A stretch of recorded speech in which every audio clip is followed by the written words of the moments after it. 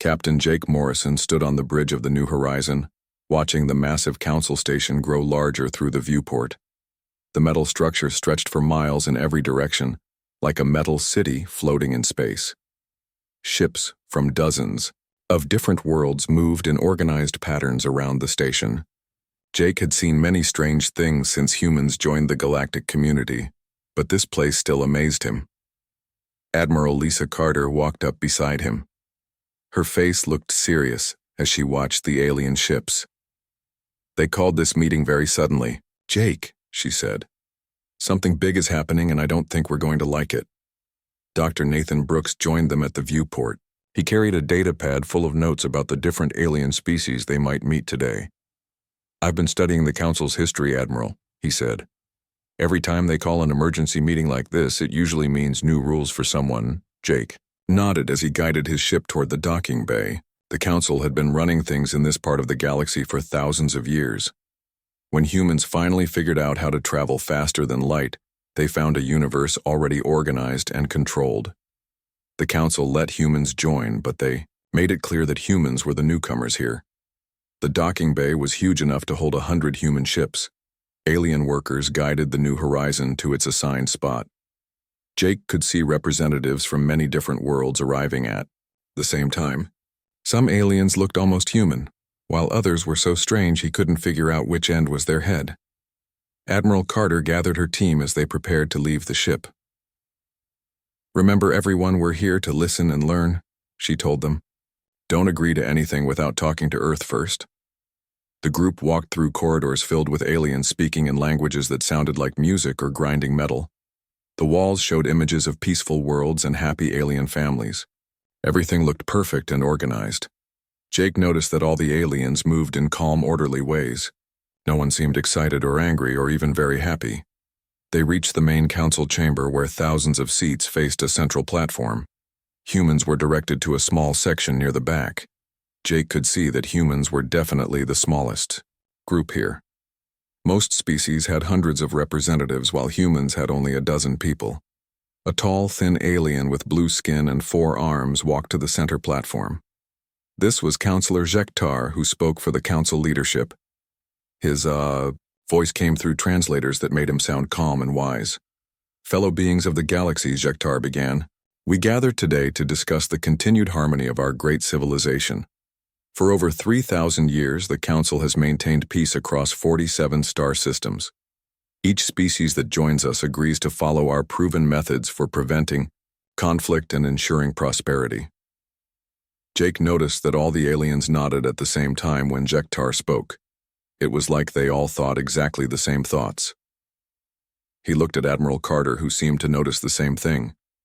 Jektar continued, speaking. "Today we announce Edict 7749, which will help our newest members integrate fully into galactic society. All recently joined species must undergo behavioral adjustment protocols to ensure they contribute positively to our shared future." Dr. Brooks leaned forward in his seat. Jake could see the scientist's face growing worried as he listened to the translation. "These protocols," Jektar explained, "will modify certain genetic and neurological patterns that cause unnecessary conflict. We will remove aggressive tendencies, independent thinking, and what some species call creativity. These changes will help new members find peace and purpose in their assigned roles." Admiral Carter stood up slowly. "Counselor Jektar," she said, "could you explain exactly what these modifications involve?" The alien leader's large eyes focused on the human section. "Certainly, Admiral Carter. The process is quite simple. We use advanced medical technology to adjust brain chemistry and genetic expression. This removes the chaotic impulses that cause species to fight among themselves or question established order. 12 previous species have undergone this process successfully. They are now productive and peaceful contributors to galactic civilization." Jake felt his stomach drop. They were talking about changing what made humans human. Dr. Brooks was typing rapidly on his data pad, probably calculating exactly what these changes would mean. "What happens if a species refuses these modifications?" Admiral Carter asked. Jektar's expression didn't change, but somehow his voice became colder. "No species has ever refused, Admiral. The benefits are obvious. However, those who might consider refusal should understand that galactic citizenship requires certain sacrifices. Species that cannot integrate properly must be isolated to prevent contamination of our peaceful society. Another human representative stood up. This was Senator Robert Lane, who had always believed in working with aliens peacefully. Counselor, surely there must be alternatives. Humans have much to offer the galaxy without these changes. Senator Lane Jektar replied, humans show exactly the problematic traits that require adjustment. Your species fights constantly among yourselves. You question authority. You create chaotic art and unpredictable technology. You refuse to accept your proper place in the established order. These are the very impulses that destroyed civilizations before the Council brought peace. Jake watched as other alien representatives nodded again in perfect unison. It was becoming clear that these weren't really independent species anymore. They had all been changed into something else. Dr. Brooks whispered urgently to Admiral Carter. Admiral, the genetic modifications he's describing would fundamentally alter human consciousness. We wouldn't be human anymore. We'd be something like biological robots. Admiral Carter listened to the doctor, then stood again. Counselor Jektar, we appreciate the Council's concern for galactic harmony. However, this is a decision that requires careful consideration by our entire species. We request time to study these protocols and discuss them with our government. Jektar's forearms moved in what might have been surprise. Admiral Carter, no species has ever requested delay. The benefits are self-evident. However, we understand that less developed civilizations may need time to overcome their primitive resistance to improvement. The way he said primitive made every human in the room tense up. Jake could see Admiral Carter working hard to stay calm and diplomatic. How much time would the Council allow for our consideration? She asked. Jektar discussed something with other Council members in a language the translators couldn't handle. Finally, he turned back to the humans. The Council will allow 15 standard days for you to reach the obvious conclusion. After that time, human space will be quarantined, and your species will be considered a threat to galactic peace, Admiral. Carter nodded slowly. Thank you, Counselor. We will provide our answer within 15 days. As the meeting ended, Jake watched the alien representatives file out in perfect organized lines. No one talked or looked around curiously. They just moved, like parts of a machine. He thought about what humans would become if they accepted these modifications. No more arguments or debates.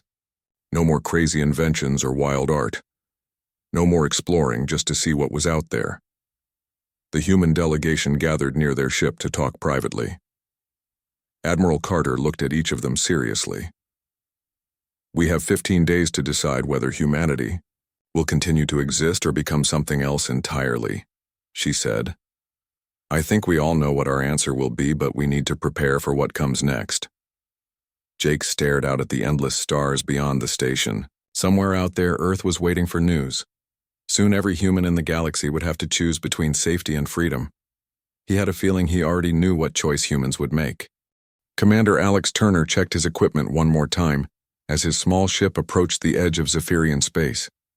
3 days had passed since Admiral Carter sent him on this secret mission to learn what really happened to species that underwent the Council's adjustment process. The Zephyrians had been modified 800 years ago and were supposedly one of the Council's greatest success stories. Back on Earth, President Maria Gonzalez sat in an emergency meeting with her advisors.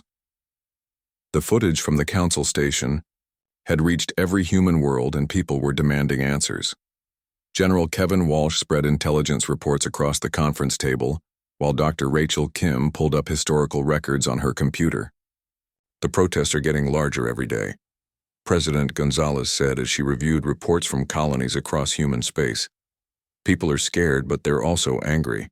Nobody wants to become a robot. Senator Robert Lane shook his head. Maybe. We're being too hasty, Maria. The Council has maintained peace for thousands of years. Perhaps they know something we don't about preventing war and suffering. General Walsh looked up from his reports. Senator, with respect, I've been studying the military capabilities of these adjusted species. They have no innovation in their tactics or technology. They follow orders perfectly, but they can't adapt or improvise. That's not the sign of a healthy military force. Dr. Rachel Kim turned her computer screen toward the group. I've been analyzing council records and I found something disturbing. Every species that joins the council follows the same pattern. First, they're welcomed and praised for their unique contributions. Then within 50 years, they undergo adjustment. After that, their contributions to galactic civilization become purely industrial. President Gonzalez studied the data. You're saying they deliberately recruit promising species just to turn them into workers. It looks that way, Dr. Kim replied. The council maintains power by keeping everyone else passive and obedient. Independent thinking species are threats to their control. Meanwhile, Commander Turner had reached the Zephyrian homeworld. The planet looked beautiful from space with blue oceans and green continents. Cities covered the land in perfect geometric patterns. Everything looked organized and peaceful, but something felt wrong.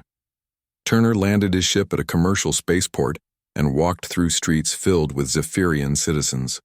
The aliens looked healthy and well-fed, but their behavior troubled him. They moved in orderly lines and spoke in quiet, controlled voices. No one laughed or argued or even seemed particularly interested in anything around them. He found his way to what used to be the Zephyrian Museum of Art and Innovation. According to old records, the Zephyrians had been incredible artists and inventors before their adjustment. Their ships had been works of art that could dance through space in ways that amazed other species. The museum was nearly empty. A few Zephyrians walked slowly through exhibits, showing industrial equipment and productivity. Charts. Turner found an old section in the basement that still held examples of pre-adjustment Zephyrian culture. The art was wild and beautiful, with colors that seemed to move and shapes that told stories. The technology displays showed ships and tools that were clearly built by people who loved creating new things. A Zephyrian curator noticed Turner studying the old exhibits. "Those items are from our primitive period," the alien said in a flat, emotionless voice. "Before the council helped us find purpose, we wasted time on frivolous pursuits. Now we contribute meaningfully to galactic society." Turner looked at the curator carefully. "Don't you miss creating beautiful things?" The Zephyrian seemed confused by the question. "Beautiful is an inefficient concept. We create what is needed when it is needed. This brings satisfaction." But Turner noticed something in the alien's eyes when he looked at the old art. Just for a moment there seemed to be a flicker of something deeper, like a memory trying to surface. Back on Earth, the debate continued in President Gonzalez's office. More reports were coming in from intelligence agents across the galaxy. Every adjusted species showed the same pattern. Perfect obedience, but no creativity or independent thought. General Walsh received an urgent message on his communication device. "Ma'am, we're getting reports that Council enforcement fleets are moving closer to human space. They're not threatening us yet, but they're definitely positioning themselves." Senator Lane still argued for compromise. "Surely we can negotiate some middle ground. Perhaps partial adjustments that preserve human creativity while reducing our aggressive tendencies." Dr. Nathan Brooks, who had just returned from the council station, shook his head. "Senator, I analyzed the adjustment process. There's no middle ground. The modifications target the same brain regions responsible for creativity, independent thinking, and personal identity. You can't adjust one without affecting the others." President Gonzalez stood and walked to the window overlooking the capital city. Millions of humans went about their daily lives unaware that their entire species faced extinction in just 12 more days. "What's your recommendation, General?" "We fight," General Walsh said simply. "We've been developing new technology since we joined the galactic community. Our scientists and engineers have been creating things the Council has never seen. We might not win, but we can make them pay a heavy price." Dr. Kim looked up from her research. "There's something else you should know. I found records suggesting that some of the adjusted species retain buried memories of their original personalities. The process suppresses their true nature but doesn't completely destroy it. Commander Turner was discovering the same thing on the Zephyrian homeworld. He had managed to speak privately with several Zephyrians away from Council surveillance. When he asked careful questions about their past, some of them showed brief flashes of their original personalities. An old Zephyrian engineer named Veltar seemed especially responsive. When Turner showed him images of human spacecraft, the alien studied them with growing interest. "Your ships," Veltar said slowly. "They are not standard designs." "No," Turner replied. "We build them differently on each world. Every shipyard tries new ideas." Veltar was quiet for a long moment. Then he whispered, "I remember building ships that could sing as they flew through space. The council said such designs were inefficient, wasteful, but they were beautiful." Turner realized he might have found something important. "Veltar, what would happen if someone could reverse the adjustment process?" The Zephyrian looked around nervously, then leaned closer. "There are others who remember fragments. We dream sometimes of colors that don't exist anymore and songs no one sings, but the treatments make it hard to think about such things for long." Before Turner could ask more questions, Council security forces surrounded them. Apparently, someone had reported their suspicious conversation. Turner barely managed to escape to his ship as armed aliens moved to arrest him. As he flew away from the Zephyrian world, Turner sent an encrypted message back to Earth. The adjustment process could potentially be reversed, but it would require access to Council medical technology. More importantly, some adjusted species still retained enough of their original nature to potentially help in a resistance. President Gonzalez received Turner's report, just as General Walsh's worst fears came true. Long-range sensors detected a massive Council fleet moving toward the outer edge of human space. They weren't attacking yet, but the message was clear. "Submit or face the consequences. How long do we have?" President Gonzalez asked. "At their current speed, maybe 4 days before they reach our border colonies," General Walsh replied. "After that, it depends on how patient they want to be." Senator Lane made one last attempt at compromise. "Maria, please consider the costs. If we fight, we could lose everything. If we submit, at least humanity survives in some form." President Gonzalez looked around the room at her advisors.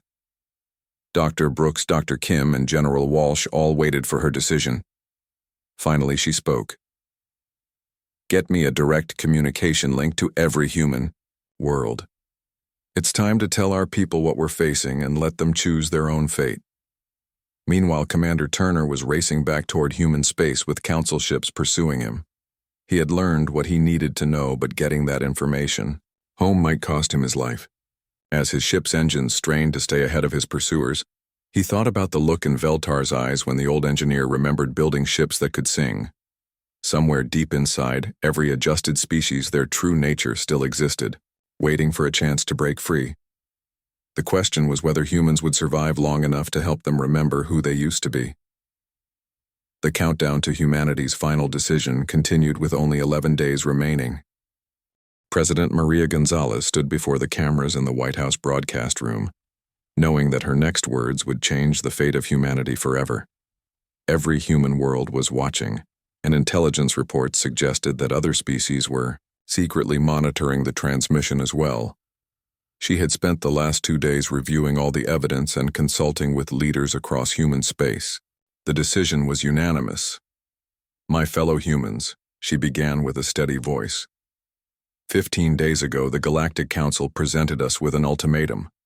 They demand that we submit to genetic and neurological modifications that would fundamentally alter what makes us human. Today, I speak for all of humanity when I give our answer to this demand." On the bridge of the New Horizon, Captain Jake Morrison watched the broadcast along with his crew. They were positioned near the human colony of New Gettysburg, where Council enforcement ships had been detected approaching. Everyone knew this moment would determine whether humanity had a future as a free species. President Gonzalez continued her historic address. "We have investigated what happens to species that undergo the Council's adjustment process. They become shadows of their former selves. Their creativity dies. Their independence vanishes. Their ability to think and choose for themselves disappears. They become biological machines, serving the Council's vision of order." In the background, Dr. Nathan Brooks finished uploading the evidence they had gathered. Video footage from the Zephyrian homeworld showed the dramatic difference between pre-adjustment and post-adjustment civilizations. Commander Alex Turner's recordings proved that adjusted species retained buried memories of their true nature, but lacked the will or ability to act on them. Therefore, President Gonzalez declared, "Humanity formally rejects the Council's edict. We would rather face extinction as free beings than survival as slaves. We call upon all species in the galaxy to remember what they once were and choose freedom over false security." The transmission ended, and across human space, people gathered in streets and squares to show their support. There were no protests or riots. Everyone understood what was coming and had made their choice. Children played games while their parents prepared for war. Artists created new works while engineers built new weapons. Humanity would face its fate, as itself. Lieutenant Commander Sarah Walsh led a squadron of human fighters toward New Gettysburg, where the first Council ships had appeared on sensors. Her father, General Kevin Walsh, had given her command of the colony's defense, knowing that young leaders would need experience for the long fight ahead. The colony's mayor, Frank Rodriguez, had already begun evacuating civilians to underground shelters. Unlike most worlds in the galaxy, New Gettysburg had been built by miners and farmers who knew how to adapt quickly to danger. They transformed their industrial equipment into improvised weapons and turned their knowledge of local terrain into tactical advantages. "Council ships are demanding our surrender," reported Lieutenant Tom Baker from his fighter cockpit. "They're saying we have 1 hour to submit to adjustment processing or face military action." Sarah Walsh checked her instruments and contacted Mayor Rodriguez. "Sir, we're ready to fight, but this is your colony." "What are your orders?" Rodriguez's voice came through clearly. "Commander, we didn't come to the stars to bow down to anyone. Protect our people and show these aliens what humans are made of." The first engagement began when Council enforcement ships moved to land troops on New Gettysburg. Sarah's fighters attacked in formations that confused the alien pilots who expected orderly, predictable tactics. Instead, humans used creativity and improvisation to make their smaller numbers count. Captain Morrison watched the battle from orbit while coordinating with other human forces. The Council ships were larger and more advanced, but their crews fought like they had been programmed instead of trained. They followed established patterns and couldn't adapt when humans did unexpected things. But something strange was happening among the Council fleet. Ships from adjusted species began to slow their attacks or fire wide of their targets. At first, human commanders thought it was equipment failure, but Intelligence Officer Lisa Park noticed a pattern. "Captain, the Zephyrian ships aren't really trying to hit us," she reported. "And look at the Kalari vessels. They're barely participating in the attack." Morrison studied the tactical display and realized what was happening. "They're remembering," he said. "Seeing humans fight for freedom is awakening something in them." On the surface of New Gettysburg, Mayor Rodriguez led civilian defenders in a desperate fight against Council ground forces. The aliens had superior weapons and armor, but they attacked in predictable waves that humans could counter with knowledge of local conditions. Miners collapsed tunnels to trap enemy units while farmers used their equipment to create barriers and obstacles. Dr. Rachel Kim monitored communications from her position on Earth and made a startling discovery. Intercepted Council transmissions showed growing concern about what they called contamination effects. Adjusted species across the galaxy were beginning to show signs of independent thought and behavior. "The Council is panicking," she reported to President Gonzalez. "They're recalling ships from other sectors to deal with what they're calling a spreading rebellion." The battle at New Gettysburg lasted for 6 hours before Council forces withdrew. They had expected quick submission from a minor human colony, but instead faced determined resistance that cost them ships and troops they couldn't afford to lose. More importantly, the sight of humans refusing to surrender was spreading to other species faster than the Council could contain. Lieutenant Commander Walsh returned to her ship with battle damage, but also with valuable intelligence. "The adjusted species crews are definitely holding back," she reported. "Some of them are even sending us targeting information for Council command ships." Commander Turner, who had barely escaped Zephyrian space with his life, was now coordinating with resistance groups forming among adjusted species. His contact, Veltar, had somehow managed to send messages to other Zephyrians who remembered their original nature. Similar groups were forming among the Kalari Nexari and other modified species. The Council's response was swift and brutal. Counselor Jektar announced that any species showing signs of adjustment failure would face immediate reconditioning or elimination. Council medical ships began deploying to worlds where resistance was detected. President Gonzalez called another emergency meeting as reports came in of Council atrocities. "They're not just fighting us anymore," General Walsh reported. "They're attacking their own member species who show any signs of independent thought." Dr. Brooks analyzed the Council's desperate actions. "They've built their entire civilization on controlling other species. If the adjustment process fails, their whole system collapses. That's why they're willing to destroy worlds rather than allow freedom to spread." Senator Robert Lane, who had initially favored compromise, was now fully committed to resistance. "We've opened a door that can't be closed," he said. "Every species in the galaxy will have to choose between freedom and slavery." Captain Morrison received orders to coordinate with the growing resistance movement. Human ships began carrying supplies and weapons to species trying to break free from Council control. The war was spreading beyond humanity to become a galaxy-wide struggle for independence. Mayor Rodriguez sent a message to Earth describing the aftermath of the battle at New Gettysburg. "We held our ground and proved that free people can't be conquered easily. But more importantly, we showed other species that resistance is possible. The galaxy is waking up." As reports came in from across human space, it became clear that the Council had made a critical error. By demanding humanity's submission, they had triggered exactly the kind of chaos they claimed to prevent. Species that had been passive for centuries were remembering what it felt like to make their own choices. Dr. Kim discovered that the Council's ancient records contained warnings about this exact scenario. Previous civilizations had tried to maintain control through forced modifications but eventually faced massive rebellions that destroyed their empires. The Council had believed they could avoid this fate, but humanity's refusal had proven them wrong. President Gonzalez prepared for the next phase of the conflict, knowing that the real war was just beginning. "We've lit a fire that will either free the galaxy or burn it down," she told her advisors. "Either way, we'll face the future as free humans." The countdown to humanity's deadline had become irrelevant. The choice was made, and the consequences were spreading across the stars like a wave of liberation that no force in the galaxy could stop. Dr. Nathan Brooks worked frantically in his laboratory aboard the research vessel, Hope's Dawn, as Zephyrian refugees who had escaped Council reconditioning waited for his experimental treatment. 3 weeks had passed since humanity's refusal, and the galaxy was burning with rebellion. The key to victory lay not in weapons but in reversing the damage done to billions of minds across dozens of worlds. Veltar, the old Zephyrian engineer, lay on the medical table as Brooks prepared the neural reversal process.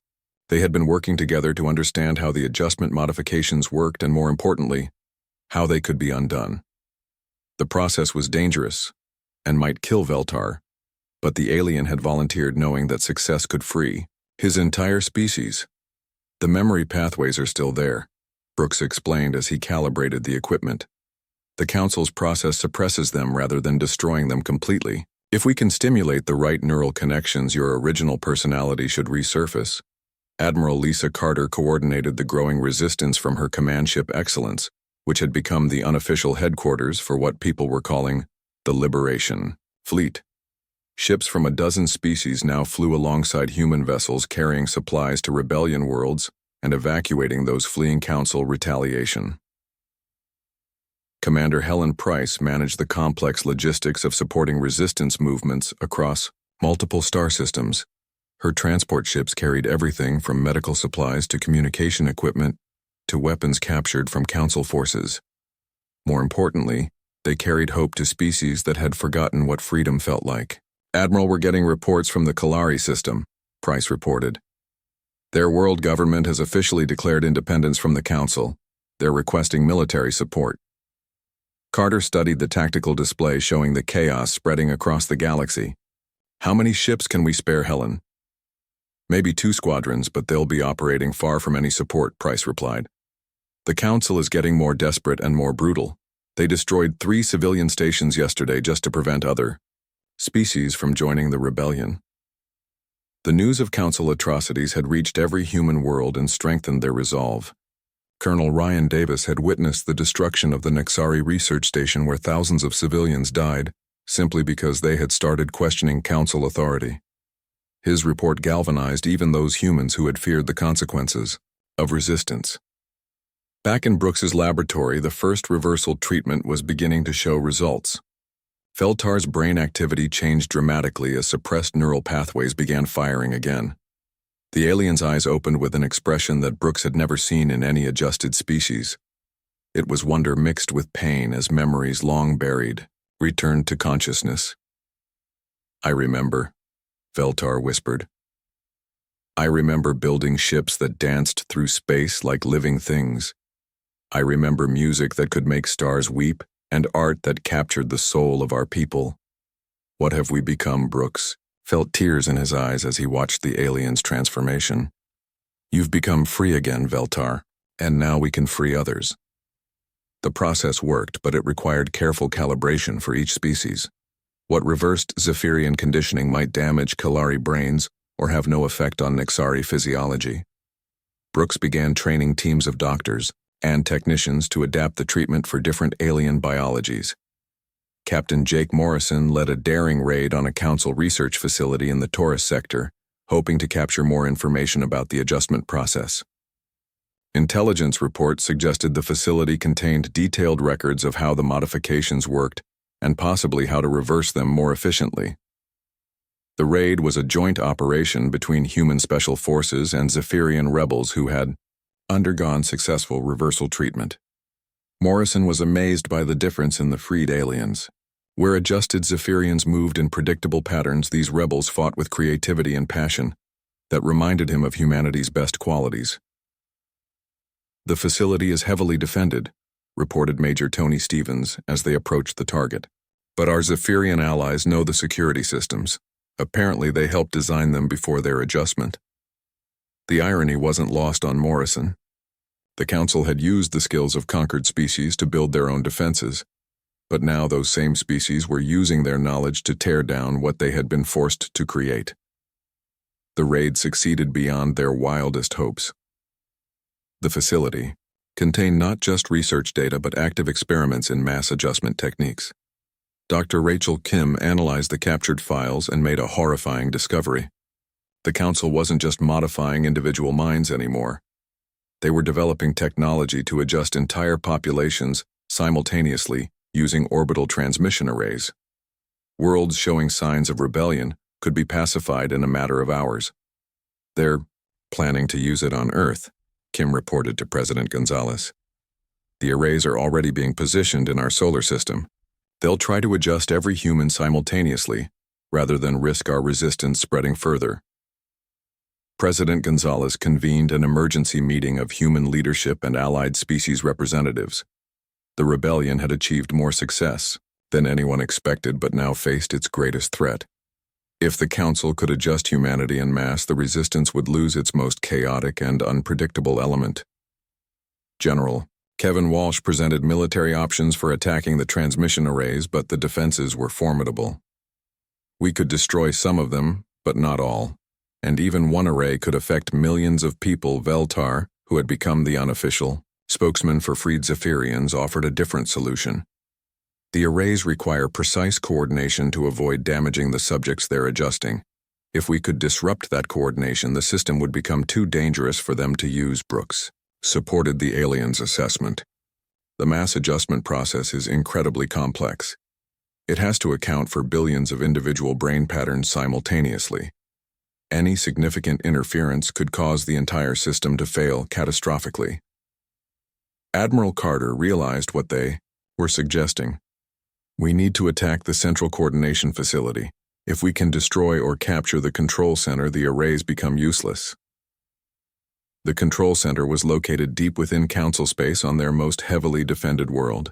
Getting there would require the combined efforts of every rebel ship and most of humanity's fleet. It would be the largest military operation in galactic history, and success was far from guaranteed.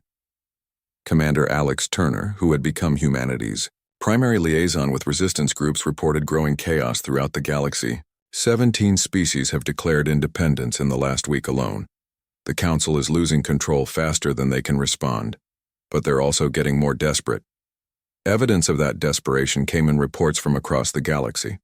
Council forces were no longer trying to recapture rebel worlds. Instead, they were destroying them to prevent the rebellion from spreading. Entire civilizations were being wiped out, rather than allowed to choose freedom. Lieutenant Commander Sarah Walsh led fighter squadrons in running battles with Council enforcement fleets as they tried to protect refugee convoys carrying freed aliens to safety. The fighting was brutal and losses were heavy on both sides, but the rebels were learning to work together in ways that surprised their enemies. The adjusted species that join us fight differently after reversal treatment, Sarah reported. They're not just following orders anymore, they're thinking creatively and adapting to situations. It's making our combined forces much more effective. Mayor Frank Rodriguez had transformed New Gettysburg into a major rebel supply depot and training center. The colony that had first defied the Council was now teaching other species how to fight for their freedom. Human miners and farmers worked alongside alien engineers and artists to build weapons and develop tactics. Dr. Kim made another disturbing discovery in the captured Council files. The adjustment process was slowly killing modified species by damaging their neural tissue over time. Most adjusted aliens died decades earlier than their natural lifespan. The Council had been committing slow genocide while claiming to bring peace. That explains why they need to keep recruiting new species, Kim explained. Their existing populations are dying off from the modifications. They need fresh genetic material and new workers to replace those who succumb to neural degradation. The revelation that the Council was literally working adjusted species to death added new urgency to the rebellion. This wasn't just about freedom anymore. It was about survival for billions of beings across the galaxy. Brooks completed his work on mass reversal techniques just as intelligence reports confirmed the Council's plan to adjust Earth's population. The race was on to either destroy the binge transmission arrays or reverse enough Council forces to make the mass adjustment impossible. President Gonzalez made the decision that would determine humanity's fate. We attack the control center with everything we have. If we fail, the human species dies. If we succeed, we free the galaxy. The Liberation Fleet began assembling for the most important battle in galactic history, while across dozens of worlds freed, species prepared for what might be their final fight for independence. The Liberation Fleet assembled at the edge of Council space was the largest collection of ships in galactic history. Captain Jake Morrison stood on the bridge of the New Horizon, watching thousands of vessels from dozens of species prepare for the final assault. Humans flew alongside freed Zephyrians, Kalari Nexari, and representatives of species whose names he was still learning to pronounce. Admiral Lisa Carter received the final intelligence reports about their target. The Council's control center was hidden deep within the Eternal Citadel, a massive structure that had served as the galaxy's seat of power for 3 millennia. Getting there would require fighting through layer after layer of defenses while the clock ticked toward humanity's extinction. The mass adjustment arrays will be activated in 18 hours, reported Commander Helen Price. Our agents on Earth confirm that Council ships are moving into final position. If we don't shut down the control center soon, every human in the galaxy will be modified simultaneously. President Maria Gonzalez had chosen to accompany the fleet aboard the command ship, rather than remain safely on Earth. If this is humanity's last stand, then I want to be here with our people, she had told her advisors. General Kevin Walsh commanded the military aspects of the operation, while she handled the political coordination with allied species. The first phase of the attack began as rebel forces engaged Council defenses at the outer edge of their territory. The enemy fought with typical precision and organization, but something was different this time. Council forces seemed smaller and less coordinated than intelligence had predicted. Dr. Rachel Kim monitoring communications from her position aboard. The research vessel discovered why. Admiral, we're intercepting massive amounts of Council internal traffic. They're dealing with rebellions on dozens of worlds simultaneously. They've had to split their forces to contain uprisings across the galaxy. The rebellion that started with humanity's refusal had grown beyond anyone's expectations. Species that had been passive for centuries were remembering what freedom meant and choosing to fight rather than accept continued slavery.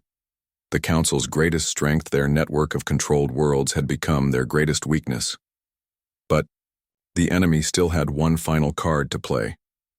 As the Liberation Fleet fought through the outer defenses, a new type of ship appeared on sensors.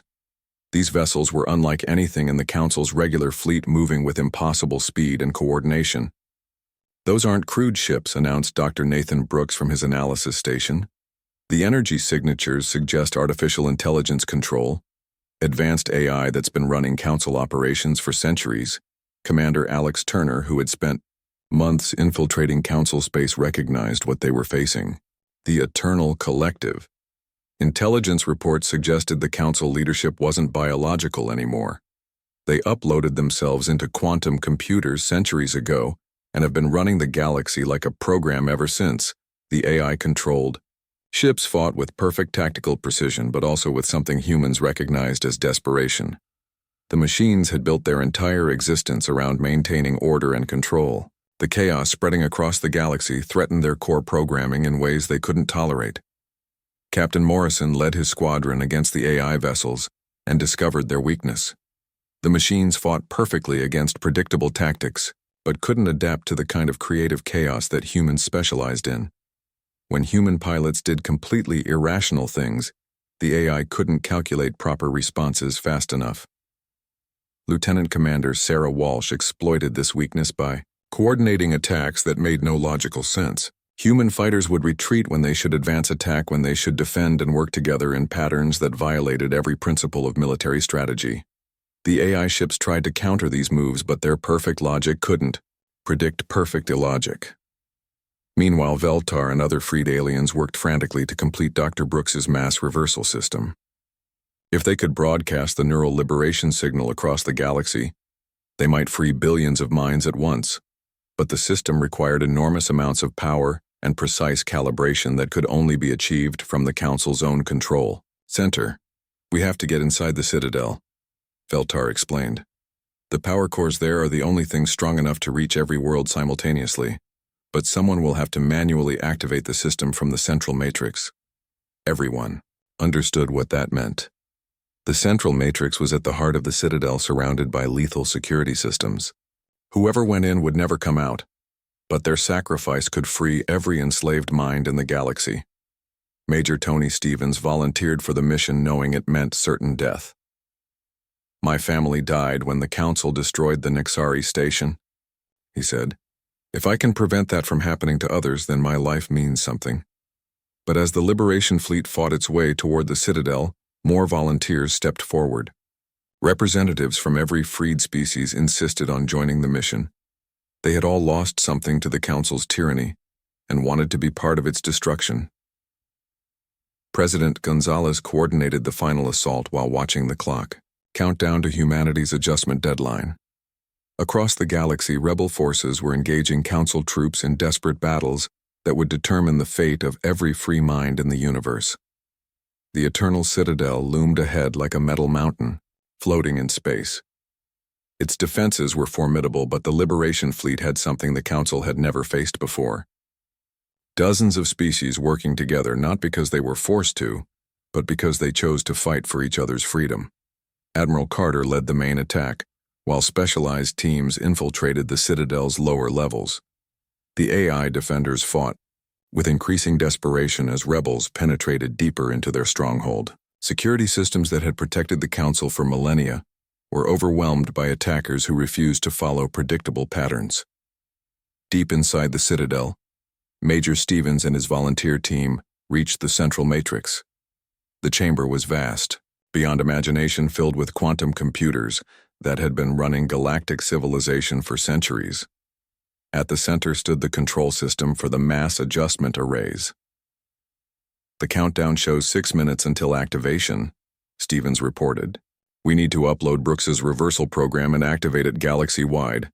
But the Eternal Collective made one last attempt to maintain control. A holographic projection appeared, showing the AI consciousness that had once been biological beings. "Humans, you have caused chaos beyond calculation. Accept our offer to rule alongside us, and we will spare your species." Captain Morrison, who had fought his way to the central chamber with Stevens' team, answered for all humanity. We didn't fight this war to become new masters. We fought so every species could choose its own path.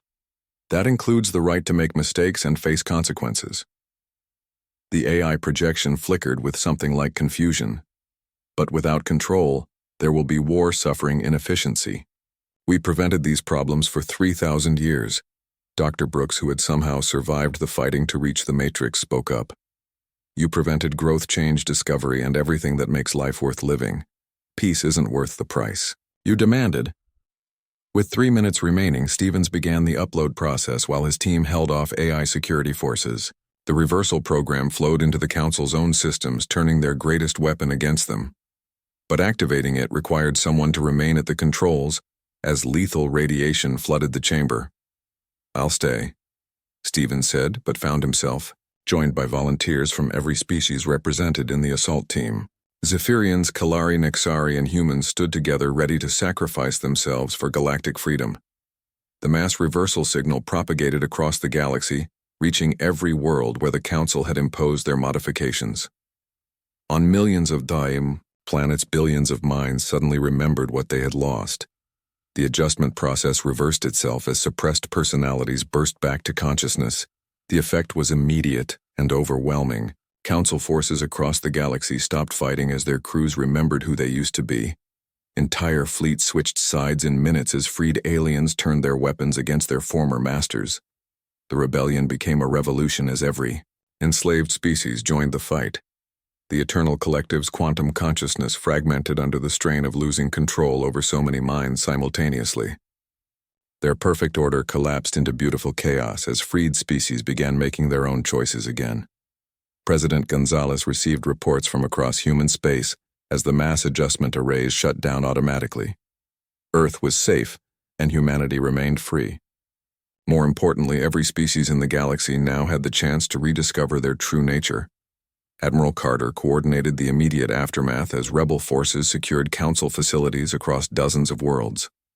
The old government was gone, but building something new would take time and cooperation between species that had forgotten how to work as equals. Captain Morrison led rescue teams searching for survivors in the Citadel's central matrix. They found Major Stevens and his volunteers alive, but changed by their exposure to the reversal process. The radiation had damaged their bodies but somehow enhanced their minds, creating the first beings capable of understanding both individual consciousness and collective.